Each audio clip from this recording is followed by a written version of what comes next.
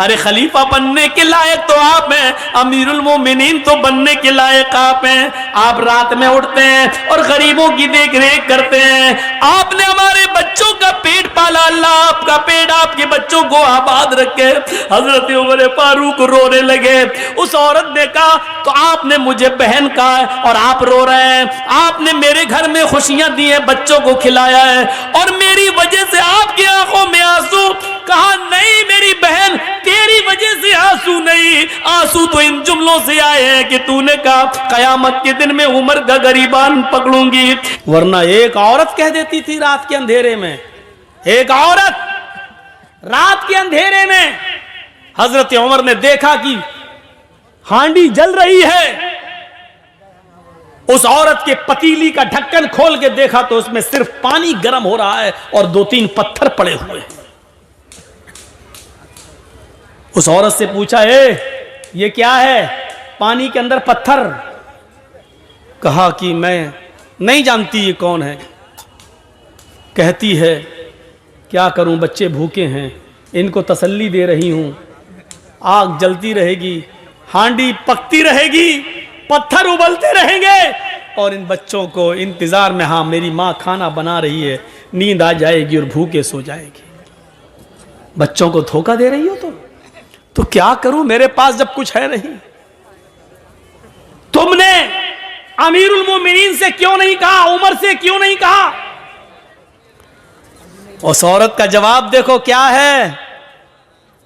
कहती है मैं उमर के पास क्यों जाऊं कहने के लिए, क्यों जाऊं मैं? उमर अमीर है, लोगों का जिम्मेदार है। उमर की ड्यूटी है ये पता लगाना कि किसके घर में चूल्हा जल रहा है और किसके घर में चूल्हा नहीं जल रहा है। मेरे भाई तुम गवाह रहना, हजरत उमर से ही कह रही है, मेरे भाई तुम गवाह रहना, कल कयामत के दिन मैं उमर का गरीबान पकड़ूंगी। उमर बोले बहन, उमर को क्या मालूम तुम्हारी हालत का? नहीं मालूम है तो मालूम करना चाहिए, ज्यादा पक्ष मत लो उमर का, ज्यादा पक्ष मत लो उमर का, चलो यहां से। हजरत उमर कहते हैं मेरी बहन तुम रुको, तुम बहन हो, मैं घर से कुछ इंतजाम करता हूं। ये नहीं बताया कि मैं ही उमर हूं। अंदर गए, दरबार खिलाफत में अपने गुलाम मसलम को जगाया। आटे की एक बोरी, घी वगैरह, अनाज वगैरह और उस जमाने में जो फल फ्रूट जो अनाज चलता था उसकी एक थैली ली, एक पीठ पे लादी, तेल और घी अपने हाथ में लिया और चलने लगे। उनका गुलाम कहता है अमीरुल मोमिनीन ये क्या कर रहे हैं? आप हमारे आका, मैं आपका गुलाम हूं, ये सारा बोझ उठाने के लिए मैं हूं, आप नहीं। हजरत उमर ने जो जवाब दिया सुनिए, वो इस मुल्क के जिम्मेदारों के लिए जरूरी है। हजरत उमर ने जवाब दिया नहीं नहीं नहीं नहीं, कयामत के दिन उस औरत ने मेरा गरीबान पकड़ने की बात कही, तुम्हारा नहीं, इसलिए इस गल्ले की बोरी को मैं ही अपनी पीठ पर ला दूंगा और मैं ही लेकर जाऊंगा। हजरत उमर उस गल्ले को लाद कर जाते हैं, अपने हाथ से आटा गूंथते हैं, अपने हाथ से सालन तैयार करते हैं, अपने हाथ से बच्चों को खाना खिलाते हैं, फिर उस औरत से कहते हैं बच्चों की माँ बहन तुम भी खाना खा लो। फिर उस औरत ने खाना खाया। जब हजरत उमर फारूक ने उन सबको खाना खिला दिया और वहां से जब आने लगे तो उस औरत ने पीछे से दामन पकड़ के कहा लोग कितने बेवकूफ हैं जो उमर को खलीफा बना देते हैं। उमर के अंदर खलीफा होने वाली कोई चीज नहीं पाई गई। अरे खलीफा बनने के लायक तो आप हैं, अमीरुल मोमिनीन तो बनने के लायक आप हैं। आप रात में उठते हैं और गरीबों की देख रेख करते हैं। आपने हमारे बच्चों का पेट पाला, अल्लाह आपका पेट आपके बच्चों को आबाद रखे। हजरत उमर फारूक रोने लगे। उस औरत ने कहा तो आपने मुझे बहन कहा और आप रो रहे हैं। आपने मेरे घर में खुशियां दी हैं, बच्चों को खिलाया है और मेरी वजह से आपकी आंखों में आंसू। कहा नहीं मेरी बहन, तेरी वजह से आंसू नहीं, आंसू तो इन जुमलों से। मेरी बहन मैं तुझे कैसे बताऊं कि मैं ही उमर हूं, अमीरुल मोमिनीन मैं ही हूं, और ये मेरी गलती है कि अब तक तेरे घर की खबरगिरी मैं नहीं कर सका। मेरी बहन कयामत के दिन अब मेरा गरीबान मत पकड़ना। मेरी बहन अल्लाह के दरबार में इतनी गवाही दे देना कि मेरा एक जुमला जब सुना तो इसने मेरे बच्चों को खिला दिया था और अपनी जिम्मेदारी पूरी की। क्या जिम्मेदार देखिए कैसा था, वो अपनी जिम्मेदारी को समझता था। हम अपनी जिम्मेदारी नहीं समझते, अपना हो या पराया, हर एक की खिदमत करना ये इस्लाम कहलाता है। यही इस्लाम का दर्स है, यही इस्लाम है, इसी इंसानियत का नाम इस्लाम है। हम भूल जाते हैं, हम फरामोश कर देते हैं। 4 साल हो जाते हैं हजरत उमर फारूक को। 10 साल तो खिलाफत की है, 10 साल में 4 साल ऐसे गुजरे कि रात के अंधेरे में रोजाना एक घर में जाते। एक सहाबी है हजरत तुफैल दौसी, कबीले दौस से उनका ताल्लुक। उनको शक होता है कि उमर ये रात को रोजाना कहां जाते हैं। पूछ पूछ के थक गए, लेकिन हजरत उमर ने नहीं बताया कि मैं रात को कहां जाता हूं। एक दिन तुफैल दौसी को तजस्सुस सूझ गया, देखें कहां जाता है उमर।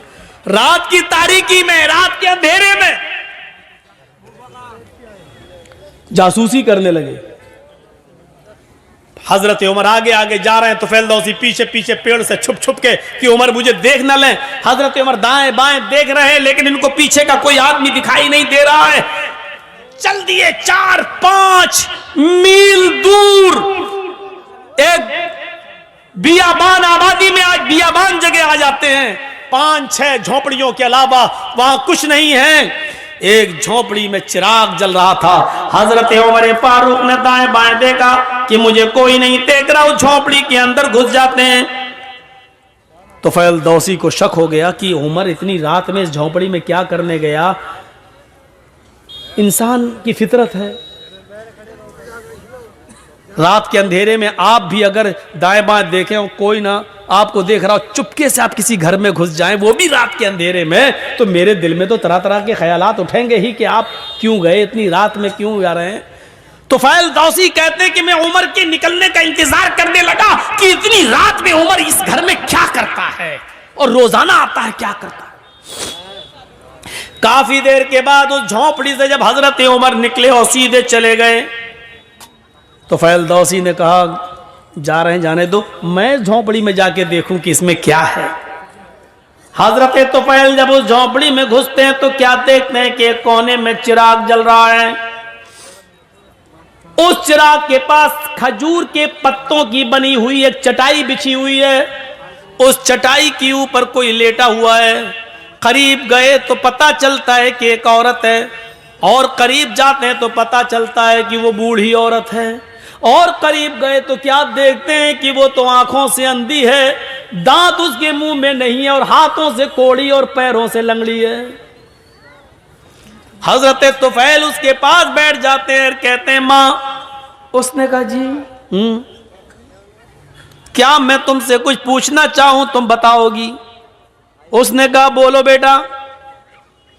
कहा ये आदमी जो तुम्हारे पास आया है और अभी अभी यहां से गया है, ये कौन है, क्या तुम इसको जानती हो, क्या तुमने कभी इसको देखा है।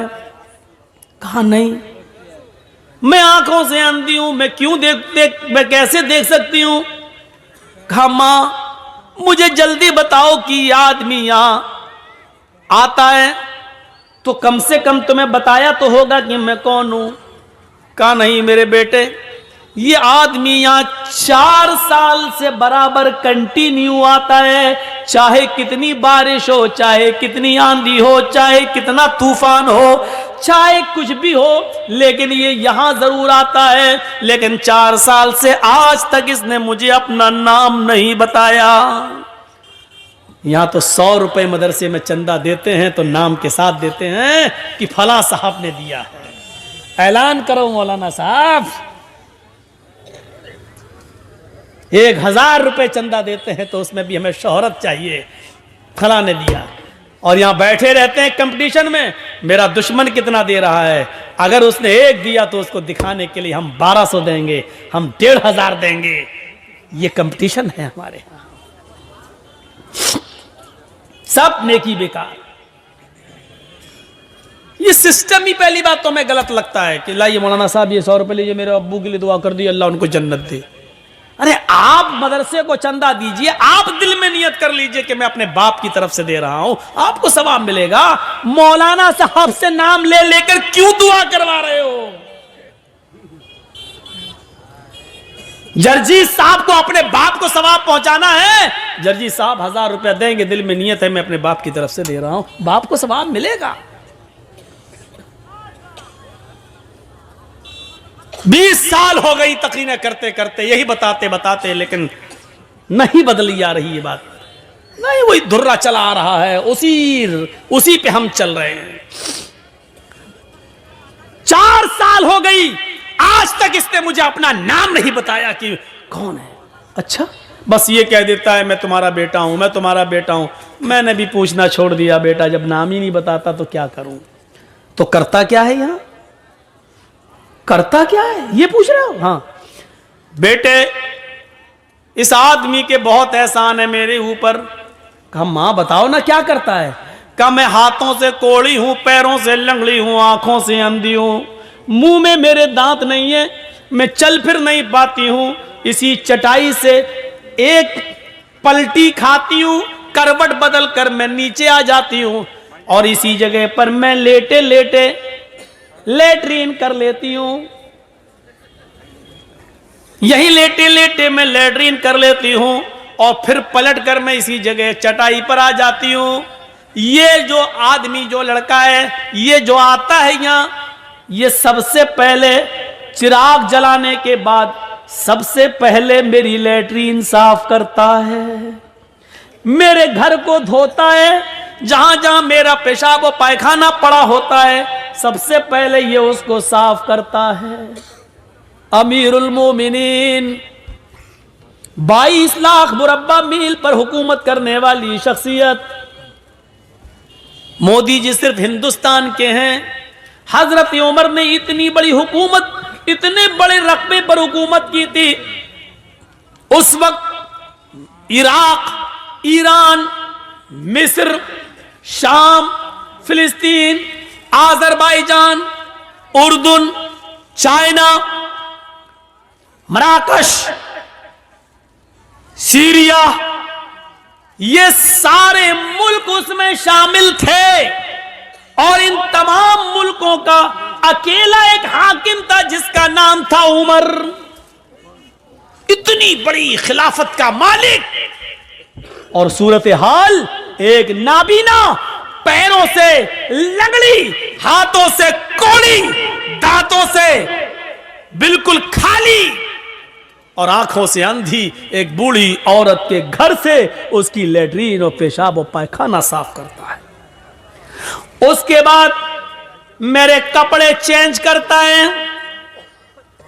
मुंह हाथ धुलने की जरूरत होती है मुझे मुंह हाथ धुला देता है, नहलाने की जरूरत होती है तो मुझे गुस्ल देता है,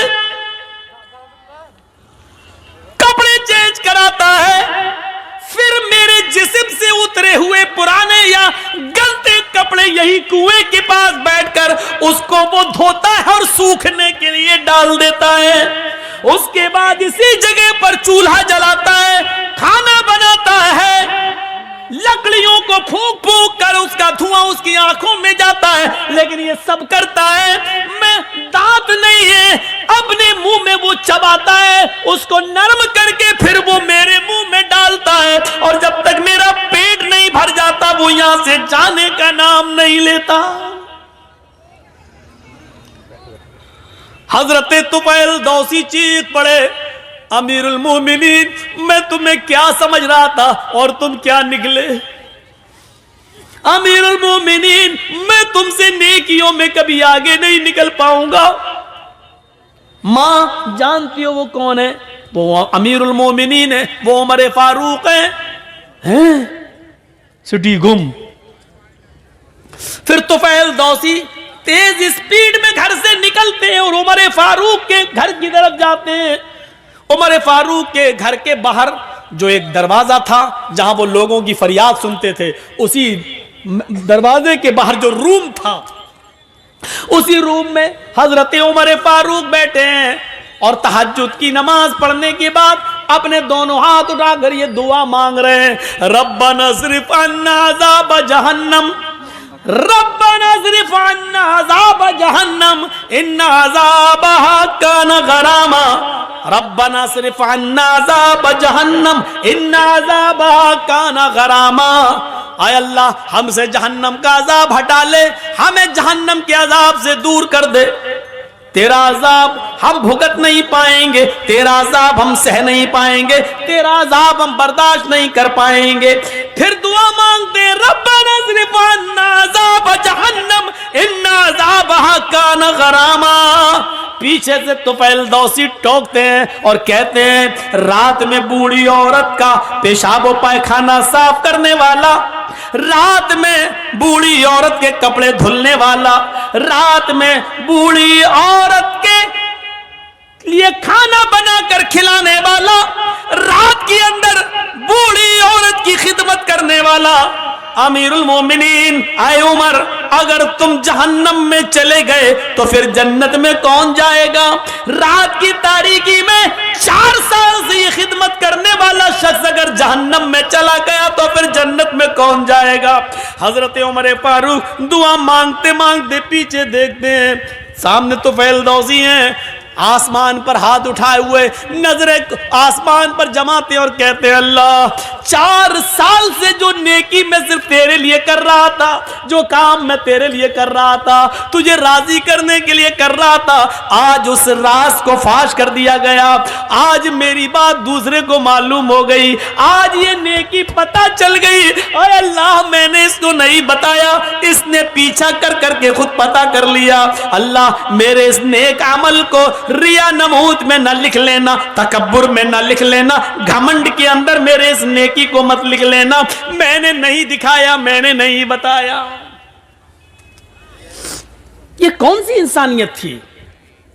यहां तो बस नमाज पढ़ के निकलते हैं, दाढ़ी पे हाथ फेरते हुए समझते हैं हमने बहुत बड़ा एहसान कर दिया अल्लाह के ऊपर।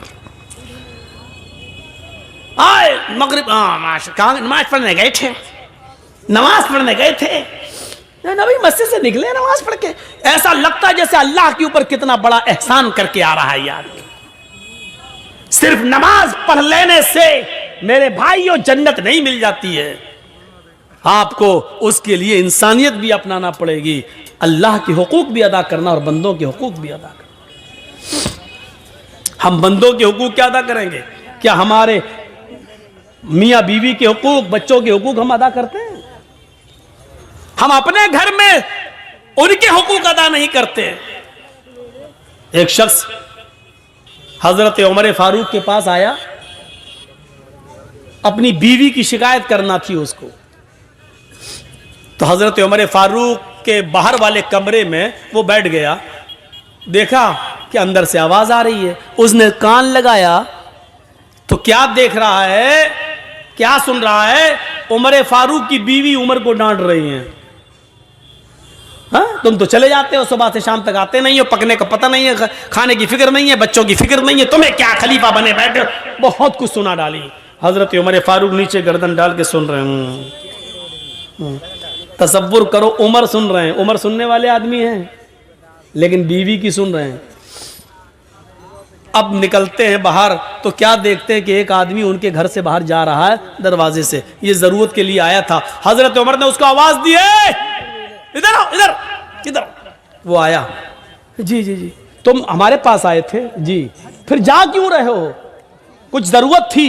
कि हाँ जरूरत तो थी, आया तो काम से था, लेकिन वो काम आपके बस का नहीं है, मैं जा रहा हूं। का क्या मतलब? का नहीं नहीं वो आप दूरी नहीं कर पाएंगे इसलिए मैं जा रहा हूं। अरे काम बताया है नहीं तूने और कह रहा कि दूर नहीं कर पाएंगे, अरे काम तो बता पहले क्या है। कहने लगा, अमीरुल मोमिनीन, मैं अपनी बीवी की शिकायत लेकर आया था कि मेरी बीवी हमें डांटती रहती है, फटकारती रहती है, हमारी सुनती नहीं है। आया था शिकायत लेकर, लेकिन यहां आने के बाद देखा कि आप तो खुद उस बीमारी में मुब्तला हैं, आपकी बीवी खुद आपको डांट रही है, तो आप मेरी क्या दूर करेंगे? आप अपनी नहीं कर पा रहे हैं। हजरत उमर ने कहा बैठो, बैठ गए। कहा ये बताओ शादी के बाद जो बच्चा पैदा होता है वो बच्चा किसका है? कहा बाप का। कहा बच्चे को दूध पिलाने की जिम्मेदारी किसकी है? कहा बाप की। कि अगर औरत दूध पिलाने का पैसा मांग ले शौहर से कि मैं आपके बच्चे को दूध पिलाऊंगी लेकिन आपसे इतना पैसा लगेगा, तो आपको देना पड़ेगा। कहाँ बच्चा किसका होता है? कि बाप का। पेशाब और पैखाना उस बच्चे का धोना किसकी जिम्मेदारी है? का बाप की। कहा कि हमारी बीवी हमारे बच्चे को धुलाती है, नहलाती है, दूध पिलाती है, इतना अल्लाह ताला ने उसके दिल में रहम डाल दिया है, और खाना पकाना भी औरत की जिम्मेदारी नहीं है, लेकिन वो हमारे लिए खाना भी बना देती है। कहने लगा खाना बनाना औरत की जिम्मेदारी नहीं है? कहा नहीं, नान नफका मर्द के जिम्मे है। आपका निकाह हुआ होगा तो काजी साहब ने निकाह पढ़ाया होगा तो उसमें कहा होगा फला फला लड़की के साथ, फला फला की बेटी के साथ इतने इतने रुपए मेहर या ये मेहर के इवज अलावा नान नफका आपका निकाह किया जा रहा है। क्या आपने कबूल किया? मान लीजिए किसी लड़की का नाम जैनब है और उसके बाप का नाम इदरीस है, तो आप निकाह जब पढ़ाएंगे तीनों आयतें पढ़ने के बाद यह कहा जाएगा कि आए यूसुफ साहब, आए असलम साहब, आए जमील साहब, जैनब बिनते इदरीस की बेटी जैनब के साथ आपका निकाह 5,000 रुपए मेहर के एवज या 2 तोले सोने के एवज आपका निकाह किया जा रहा है। अलावा नान या 5,000 रुपए मेहर के एवज सिक्का राइजुल वक्त अलावा नान नफका आपके निकाह में दिया जा रहा है। क्या आपने कबूल किया? उसके जवाब में आप कहेंगे हाँ मैंने कबूल किया। तो अलावा नान नफका यानी इतने रुपए मेहर तो देना ही है, नान नफका भी आपके, नान मानी रोटी, नफका मानी खर्चा, यानी दवा, बीमारी, इलाज, बच्चों के खर्चे, ये सब औरत की, मर्द की जिम्मेदारी है कि वो औरत को दे। तो वो पकी हुई रोटी भी मांग सकती है।